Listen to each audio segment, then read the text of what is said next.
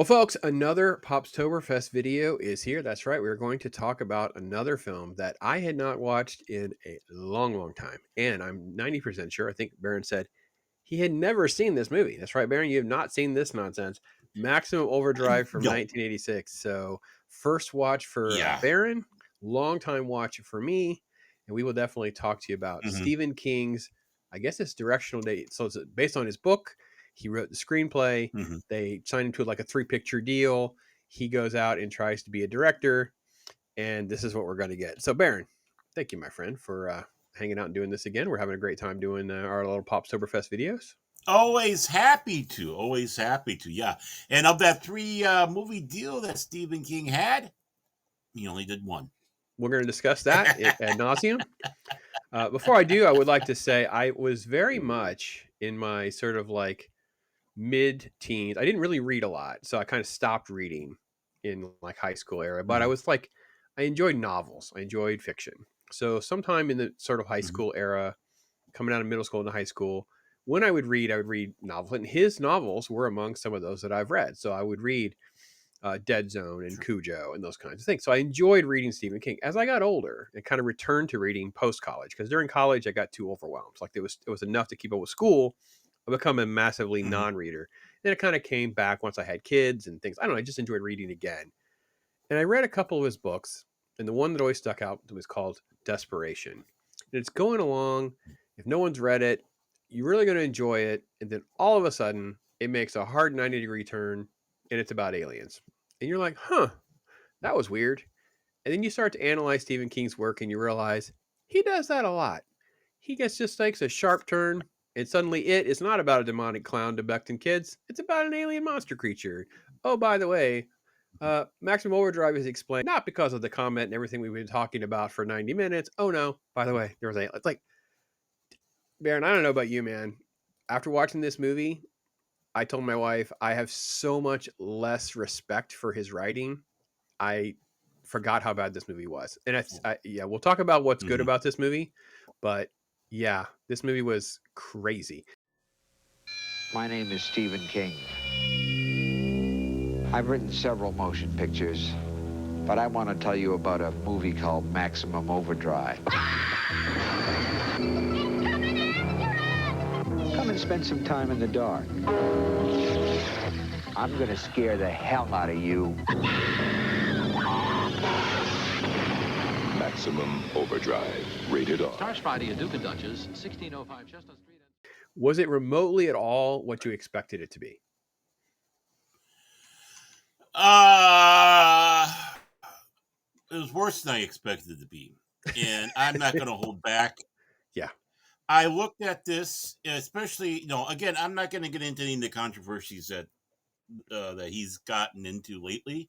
I'm just going to go back from his previous works, why he was never happy with other people's adaptations of his stuff, and this was his opportunity to bring forward his true vision of what the short story Trucks, which was actually made a remake. Uh, this is Stephen King's fetish movie. This really is. You are seeing so much of his fetishes in this film. I mean, when you have kids getting run over by steamrollers, Mhm. amongst other things, it's in the disjointedness of it. It's like I believe they said he was loaded up on the old nose candy through this whole thing, and it Oh, shows. yeah, he was either coked up or drunk pretty much the whole time. And we're talking at like Mm, 10 in the morning, not like he was doing it during the right? production or after hours. No, he was like just a complete Yeah. mess. The time has come for maximum terror. The time has come for Maximum King. You're going to get us in an awful lot of trouble, man. We already in trouble. Dino De Laurentiis presents Stephen King's Maximum Overdrive, rated R. Starts Friday, July 25th at theaters everywhere. So, and right Right. out of the gate, He got the you wrong. he got the wrong Estevez to play. He should have had Charlie Sheen. They would have gotten along great together at that time. Maybe, or they probably wouldn't have ever gotten through production. One of the two. It starts off with this That's probably just odd off camera. Hey, by the way, there's a comet out there. it. And as the comet does Mhm. things, we're going to try to explain that's why basically machinery will start acting up. And it begins with a cameo of him. This is actually Stephen King, Mhm. basically being called an Right. a-hole by the ATM machine. And you have a sequence of Mhm. events. This is a drawbridge that opens automatically. Yeah. And then you have all the sort of death and dismay from that. And you have basically this massive long Right. setup. There's a Green Goblin truck, and then a Mhm. series of different events that happen over the course. Here's an arcade that starts getting Yep. crazy and out of control as well. Gas pumps, shoot a guy in the face for no reason. Brief setup with Emilio Estevez. We'll come back to that. And by the way, Giancarlo Mhm. Esposito, the Yep. famous Giancarlo Esposito, for those of you at home, I totally forgot that was him in this movie. So yeah, Let me ask you a question. Are you prepared to die for your cause?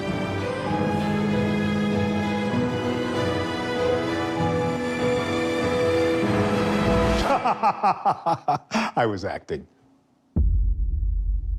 Or was I?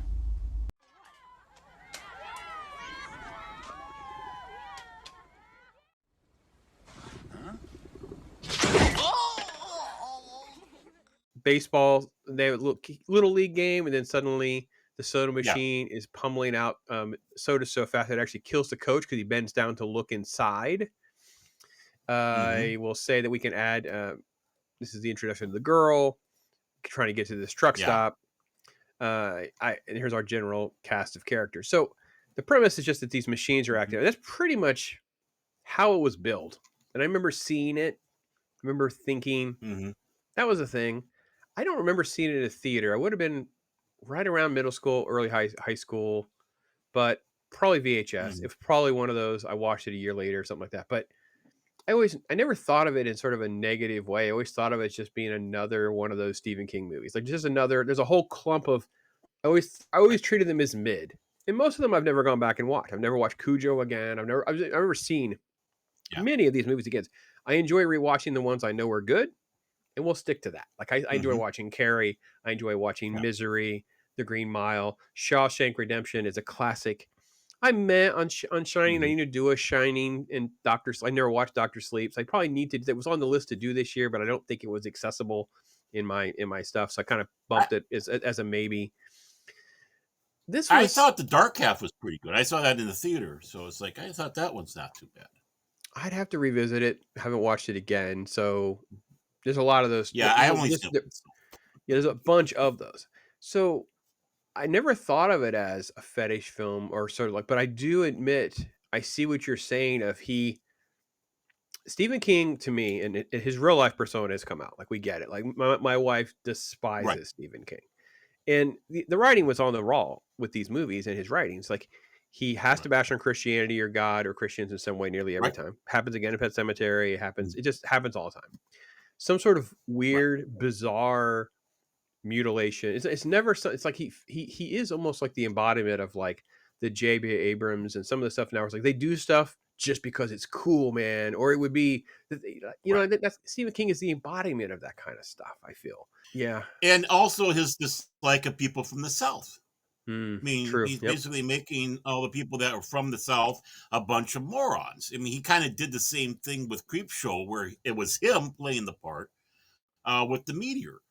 So his disdain for people of the South, I mean, one of the few, an instance where it's not in Maine, uh, where, he shows his true colors, how he disdains other people, and this is how he views them with all the worst caricatures you can imagine. Yeah, very shallow. You saw a brief shot there of Pat Hingle. Obviously, Commissioner Gordon plays like Yeah. the redneck owner of this truck stop who's basically exploiting prisoners who are out on parole to abuse them for Mhm. overtime abuse and treats people badly. And he's up to all sorts of no good shenanigans. So all this is happening around this Mhm. truck stop, which becomes very central to the story because these trucks that have come alive need fuel. So they're basically going to take the Right. humans hostage, surround them, and then kind of force their hand to give them as much diesel as they can get. So that's the closest thing you get to really Mhm. a plot point. Is the stuff's coming alive. We don't really know what's going on. The trucks surround them. All those different kinds of events. Were you shocked or disappointed about how little story there actually is in this movie?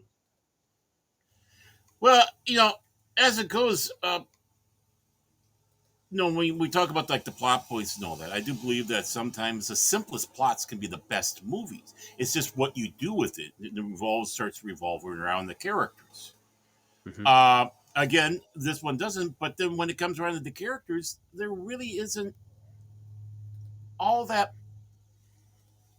anything really do much with the characters. There are too much caricatures that you can't really build off of. I mean, the waitress is like, you got to be kidding me with what you're doing with her.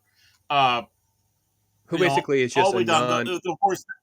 I was gonna say she's basically a non-character, and then whenever the boss get shot, Right. she runs out there like, "We used to make you." It's like she's basically just having this Yeah. Stephen King inner dialogue for you, the audience, of what you should be getting out of this movie. Mhm. By the way, is we made you. Why are you Right. turning on it? Like that's. By the way, if you didn't get that from the Yeah. ACDC lyrics, we're going to now say it again. You're Right. absolutely it's a completely useless character. No, there's tons of men Mhm. in the background who just show up and just to get killed or Mhm. maimed or whatever. We don't know who. Right. I don't think if your subtitles are not on, you probably won't even know the characters' names. Really could not disagree more about any of that. Right, exactly. And of course, the two supposedly non-Southerners smart people are just as dumb. Emilio Estevez and that girl. Whatever the heck the girl is in the film. What's her name? Brett Graham is the character's name. It's Linda Harrington that plays the role. But it's like, these are your smart people coming in here, Mhm. and in some ways she's kind of all over the place.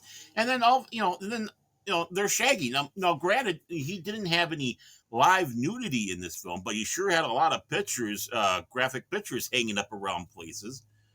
And I With actually it, wasn't. so I actually was not opposed to that being a realistic no, representation of 1980s truck it stop was environments, gas stations. I got that part. Now let's get to the right. character because you're Yeah, right. Emilio Estevez and her character are the only ones. And by the way, Emilio Estevez playing a character named Bill still doesn't work for me. yeah, Sorry, this is a dude that does not look like a Bill or act like a Bill.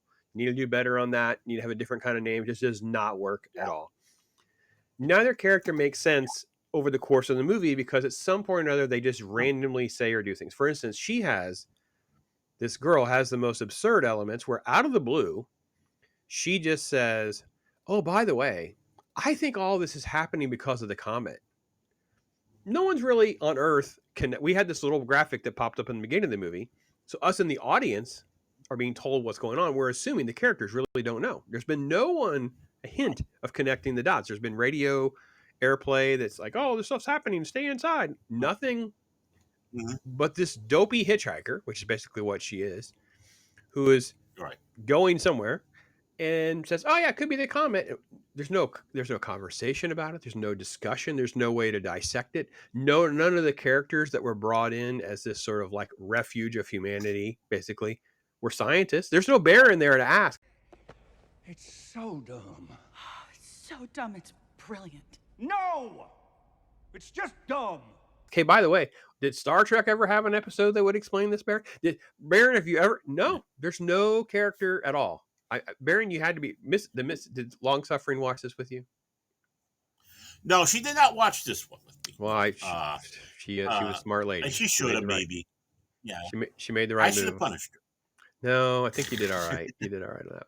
No, but the thing is, we do love films like this, so Mm, I kind of feel bad for not letting her see this movie because we just love to pick it apart, and mm. make the comments.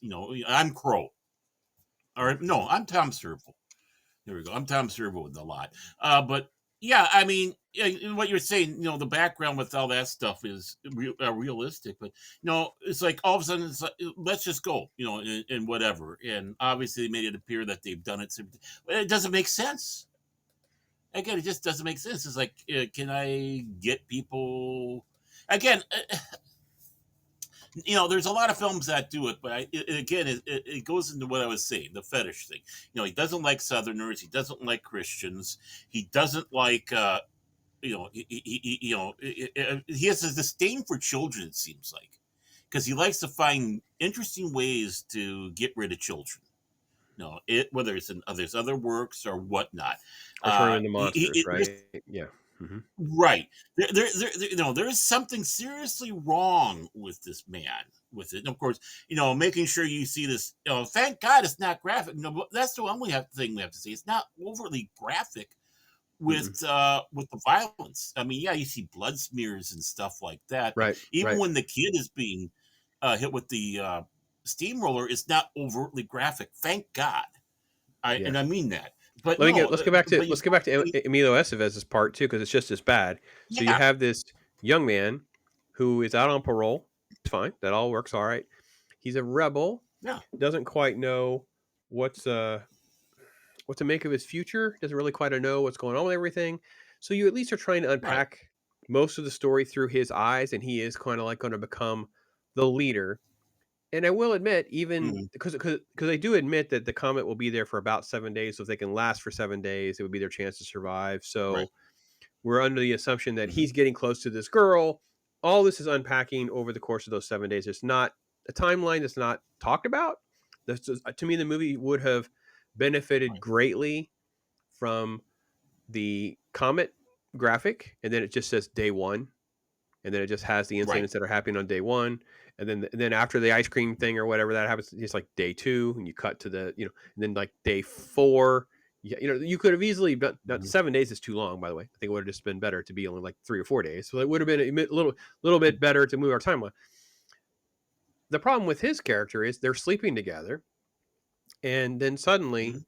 he says out of the blue, "I used to work on this ship, not the kind with motors and sails, and there's no." I'm like, okay, dude looks like he's 16. I mean, look, he's 19. I mean, like he doesn't look like he's old enough to have been in jail and out of jail and on a ship. Like, when would he have had time to have any of this expertise? I was so taken out of the movie Mhm. for a quick moment, Baron. Maybe am I over analyzing that No, piece of it? I mean, unless when he was a kid that he was, but he was saying worked on. So it's like, you know, either they needed to tie it in better with the story. Maybe that's where the problem is that he had. No, he's a college boy. He kept on getting called a college boy. Hmm. Um, Again, yeah, it does take it out. It's like he's the no, you had to marry Sue. What no, the male equivalent. You said it the one that the show, and Yeah, I Gary Sue. forgot it. Yeah, he's a And Gary Sue for sure. Gary Sue, and yeah, just as much as we rail on the Mary Sues, we rail on the Gary Sues, and this is that character. Makes it less interesting of a character. I know Stephen King's wanting to make it mysterious and then dropping these things, but it's like that the liar character who keeps on going out there, what Saturday Night Live or whatever, and every time he's got that new lie, and he one upping everybody, and doesn't make sense. And again, in this movie, it doesn't make sense. It's like, Man, is this a sketch? Is this you're a bringing sketch up on Saturday Night Live, or is it a you're bringing movie? up just another great point. Like again, we love to when we have a bad movie like this. Usually, at the crux of it is a decent idea, and you needed to have some Right. people come in and massage it and change it. And a movie like this could be remade properly. I know you said there was a Trucks adaptation. I've not seen it. I saw it advertised, and Right. when I was searching I around, I said, haven't. "Oh yeah, this does exist." I'm not really seeking it out Mhm. because I doubt they would do it as well as I would do. And actually, I would keep Maximum Overdrive in the name. So that was actually a really cool name from one line of dialogue.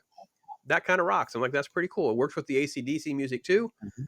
Man, it'd be great. This Yeah. would be great business for ACDC to have a remix, re-release of the album, to have the music come back. Like I said, Hmm. change the graphics, have a date, timeline, illustrated better.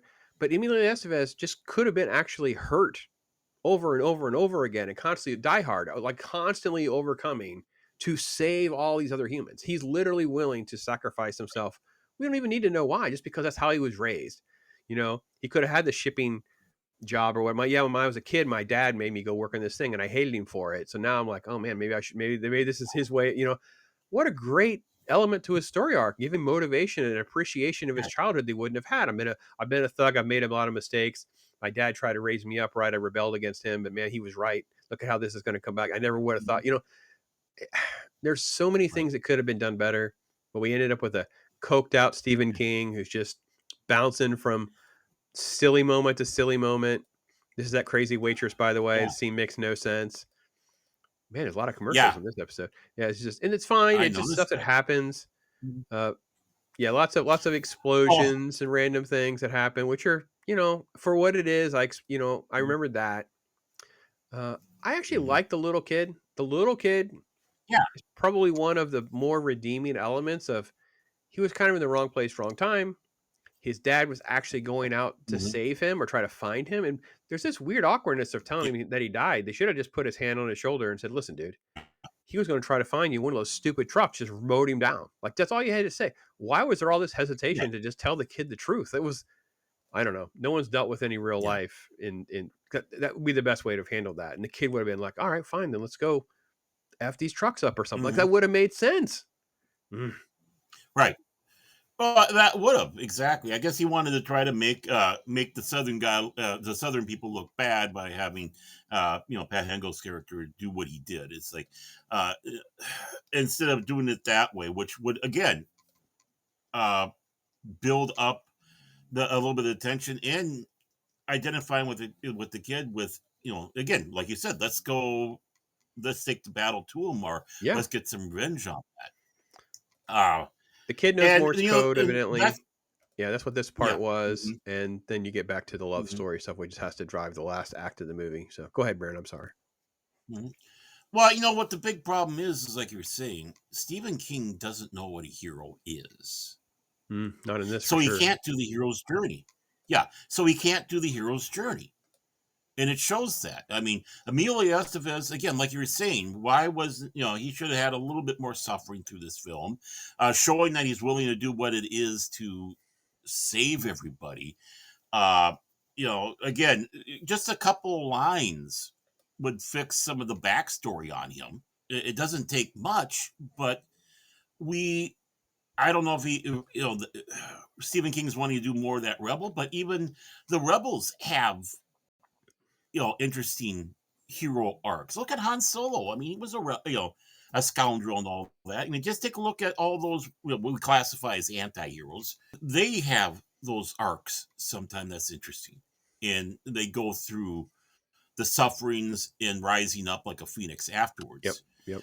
But the only thing one thing that entertained me though was when they were going through the sewers to go get the evil Bible salesman.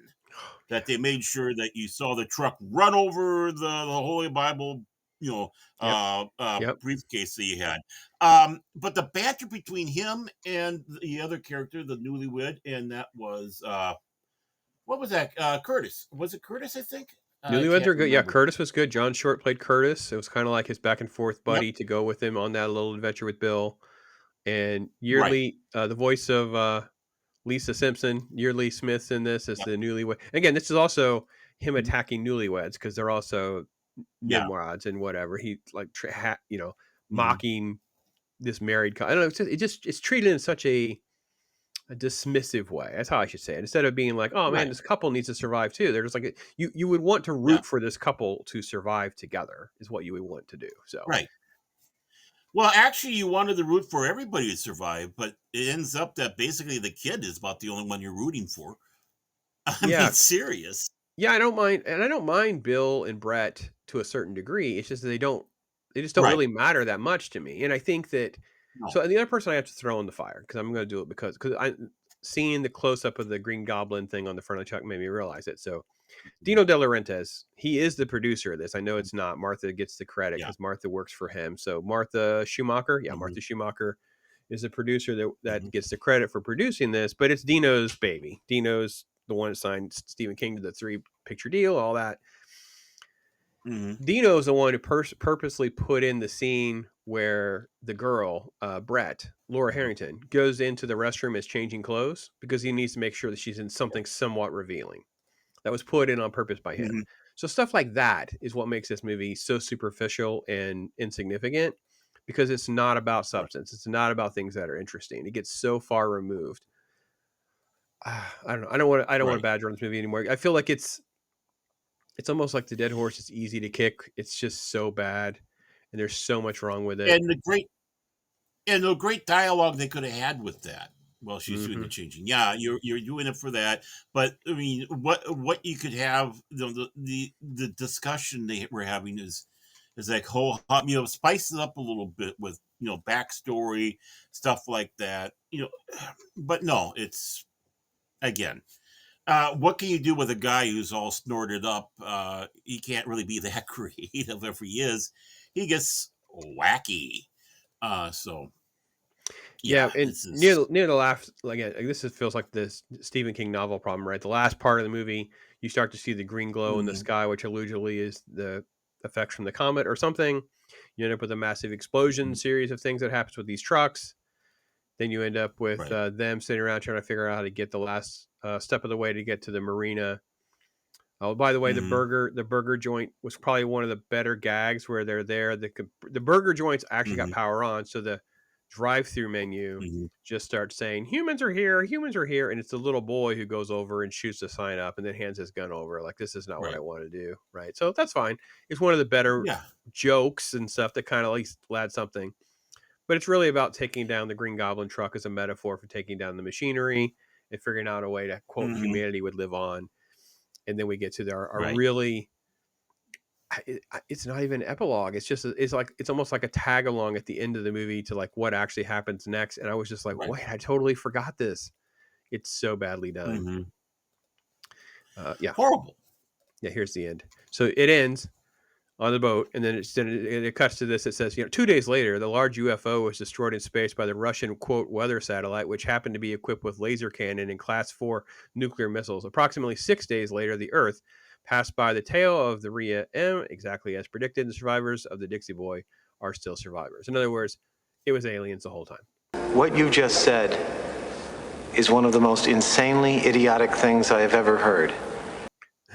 The aliens were hiding in the comet, which I guess Emilio Estevez's character kind of threw out there. This thing, it didn't even make sense the way he described. The character goes, "It's a broom and it's hiding aliens." Like, I don't know, it just nonsense. It was just nonsense.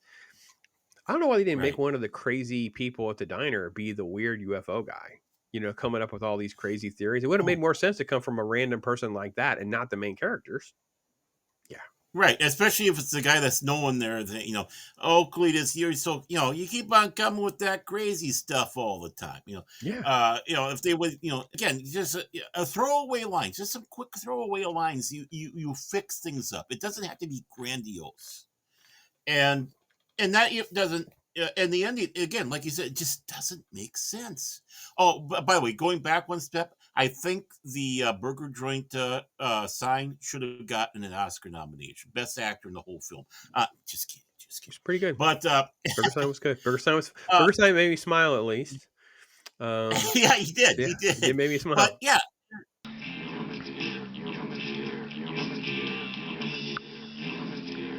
so you did all that. It's like, okay, what point does this make? Nope, It no almost makes points. the whole film useless. Yeah, I was also surprised at how And, little I remember. Like, the marketing was this is like the most dynamic and interesting poster in the whole thing. that's good. Yeah, That's a that's really cool good. poster from, doesn't say. It's got to be, it's an 8. I don't know for sure. Anyway, that was it. Most of them are pretty much the same thing over and over again. That one's a collector. Right. At least there's some different blood and guts in that one. Most of them are either him Hmm. on the cover or him with the truck, and that's pretty much what most of the marketing was from back in the day. Every now and again, you'd have a little bit of like some romance allusions there, maybe, but for the most part, it's Right. just the truck, and that's kind of what the marketing was pretty much back in the day. I Yeah. Pretty feel much bad just the truck because is what I remember. yeah, I feel bad for asking Barry to watch it because if I remembered it being this bad, I would not have put this out there because I just kind of had it in more of a positive. I would have picked Cujo or something like that. I think they're at least, I don't know. Maybe those may be equally as bad. I don't know. This movie was terrible. I'm going to give it 1 star, and 1 star only because ACDC music is still so good. I had it in my head hours and hours later. I'd burn that cassette Yeah. tape. Yes, I'm old enough to be the cassette tape guy. I burned that cassette tape up, turn it over, keep going, and Hmm. who made who. I mean, the songs in that album, they were right back in my head again. I was just telling, which ironically enough is another uh, Emilio Estevez movie. We're just having the exact same conversation, which I may have mentioned to you as well about Repo Man. It's like, how is it? Do I listen to Hmm. something I haven't heard for like 30 years, and I pop it in. And I know the words to every single song. Yeah, something's wrong with the way our brains store information, and that AC/DC music makes this movie. Very little else could I give you any recommendation on. I'll stand by my 1 star. Dumb at every level. Stephen King. Yeah. You're a bigger joke than I even remembered, and it's just a shame, just tragedy. So, what say you, Baron? Oh, what say me is 1 bucket of popcorn. Same thing. I mean, those about to rock, we salute you.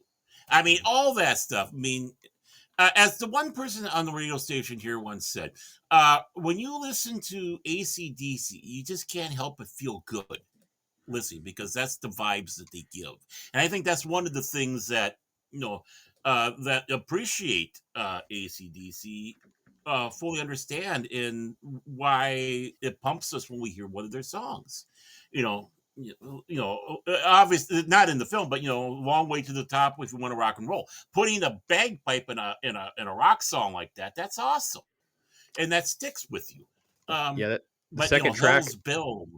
The second track was "You Shook Me All Night Long," which was like an anthem for this time. I mean, you couldn't have gone to like a high school dance or an event and not had some AC/DC playing. It was just everything was there, man. So yeah, there are so many key elements that are so good on that. Yeah.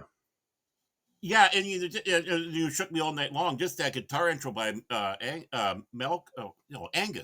Angus Young. Yeah. I keep on getting the brothers' names, but just that he's one of the great guitar players out there. You just hear him with that da da da da da, and it's like, okay, you know what song that is, and you're ready to get up. Absolutely. Can I have a quick story? 100% story here. I always wanted to go to an AC/DC concert. And when Malcolm passed away and a few of the other stuff, I figured it'll never happen. I'll never see AC/DC. And my wife, who's a big Billy Joel fan, we went down to Lincoln, Nebraska to see Billy because, she's seen virtually every time he's been in the Twin Cities, but she wasn't able to go that one time. So it's like, okay, we'll go down there. Here's your birthday gift. So, and I tell her that in line, waiting to go into the arena to listen to the concert. So we're sitting through there, everything's going great. He's playing some of the good stuff. And then he stops and he says, about one of his stagehands, Chainsaw, I believe is the name. And he says, I'm going to bring him out here. He's going to sing for you. And you can boo him all you want. And then it's like, oh, we're all laughing and all that. And then he takes a few backs, and all of a sudden you hear bum, ba-dum, ba-dum. It's like Highway to Hell. Awesome.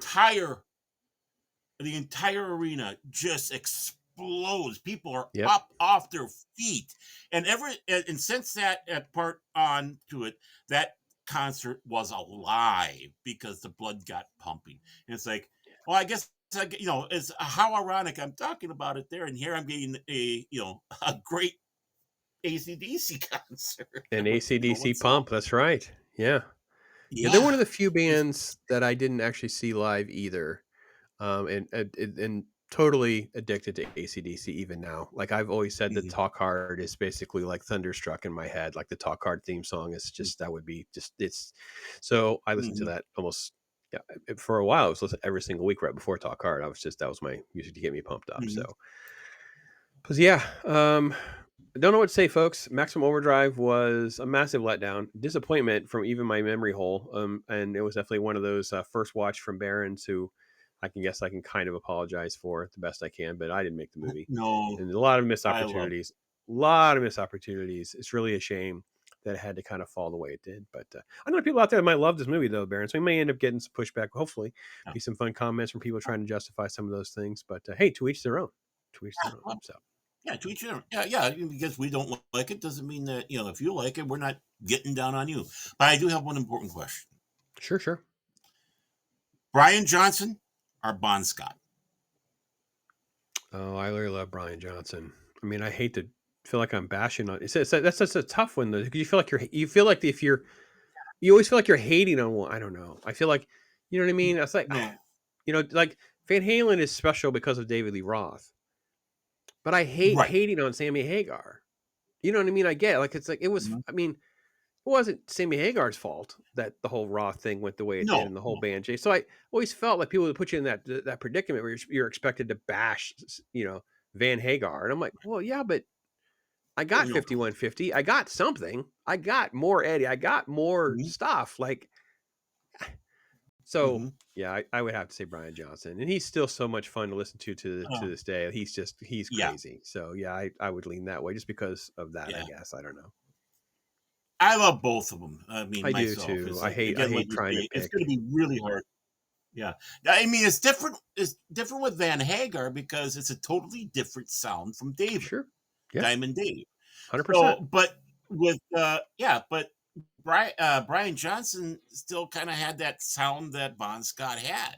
Yeah. So it fit naturally. So in that case, it's like, hey, it's like the next generation. It's like, it's, you can still easy through and still that same sound. Van Hagar's different than Diamond Dave. So And some of it's like when you find it or when you get attached to it too. Like, I get it. And I show no hate to people but yeah, for me. no. So, but yeah, Maximum Overdrive, And folks.